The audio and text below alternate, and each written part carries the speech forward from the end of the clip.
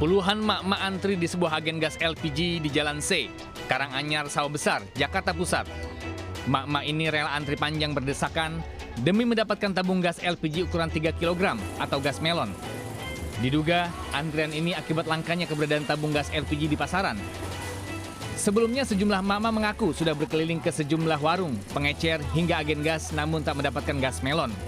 Sekalipun ada, harganya mengalami kenaikan, yakni berkisar Rp22 hingga Rp25.000 per tabung. Oh, muter-muter aja nyari yang ada agen gas ya. Karena jalan sih ada. Kalau untuk di pom bensinnya sendiri gimana, Bu? Pom bensin juga tadi nggak ada, saya nggak ada, Kosong udah juga. kosong semua. Dari berapa hari, Bu? Justru itu saya juga nggak tahu, saya pas nyari habis aja ya, pas nyari habis di sebelah apa langganan saya biasa ada, agak ada ya. Terus saya nyari-nyari aja, ada dapat-dapatnya tapi nggak ada kosong. Kosong ya, Bu? Warga berharap pemerintah bisa memperhatikan pasokan gas LPG agar tidak terjadi kelangkaan yang akan membebani masyarakat. Dari Jakarta, Rani Sanjaya, iNews melaporkan.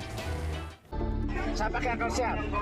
Kalau memang ada yang nakal, menimbun atau mengurangi isi gas, Bapak punya senjata, Bapak punya alat untuk bertindak. Bukan rakyat untuk dikorbankan. Bagian besar konsumen menyerbu LPG bersubsidi atau tabung melon 3 kg. Akibatnya, kuota subsidi tahun 2024 tembus lebih dari 80 triliun untuk volume hampir 7 juta kiloliter. Dengan kata lain, anggarannya jebol, artinya permintaan pasar melebihi kuota. Menurut fakta di lapangan, ditemukan bahwa penyaluran tabung melon ini tidak tepat sasaran, sehingga pemerintah melakukan pengaturan ulang tata cara penyalurannya. Antara lain, pembeli harus menunjukkan KTP saat membelinya. Upaya ini tidak membuahkan hasil, bahkan justru membuat kesulitan baru bagi konsumen.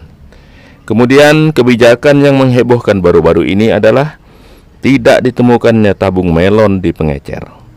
Ternyata Kementerian ESDM mengharuskan pemasaran tabung melon tersebut dilakukan di tingkat pangkalan. Antrean panjang tak terelakkan dan otomatis harganya melambung tinggi, apalagi di pedesaan yang selama ini membelinya di pengecer kecil. Sesungguhnya, maksud pemerintah sangat baik dan semata-mata ditujukan untuk melindungi konsumen dari permainan harga yang dilakukan para spekulan. Namun yang terjadi di lapangan justru keresahan. Kebijakan tentang tabung bersubsidi ini perlu dikaji ulang secara menyeluruh, tidak hanya pada pemasarannya, melainkan pada alokasi penerapan subsidinya. Sebagai contoh, pengelolaan BBM bersubsidi seperti Pertalite dan Solar, di samping BBM harga pasar seperti Pertamax dan Dexta, berlangsung baik-baik saja hingga hari ini. Mengapa demikian? Salah satunya adalah disparitas harga yang terlalu jauh antara gas bersubsidi dengan gas harga pasar. Harga dasar gas melon per kilo hanya Rp6.000, sementara harga non-subsidi per kilo Rp18.000.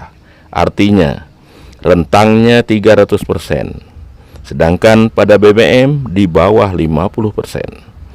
Dalam prakteknya, melon tersebut tidak hanya dibeli oleh pengguna rumah tangga, melainkan juga dibeli oleh pengusaha warung, rombong, dan rumah makan. Hal itu dilakukan karena bahan pokok seperti ayam atau ikan, bawang, sayuran, bumbu, dan beras sudah mengambil porsi 70%, ditambah gas sekitar 5%.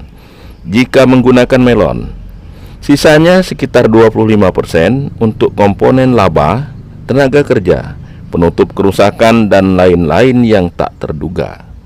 Misalkan, produk makanan tadi harga dasar penjualannya Rp30.000.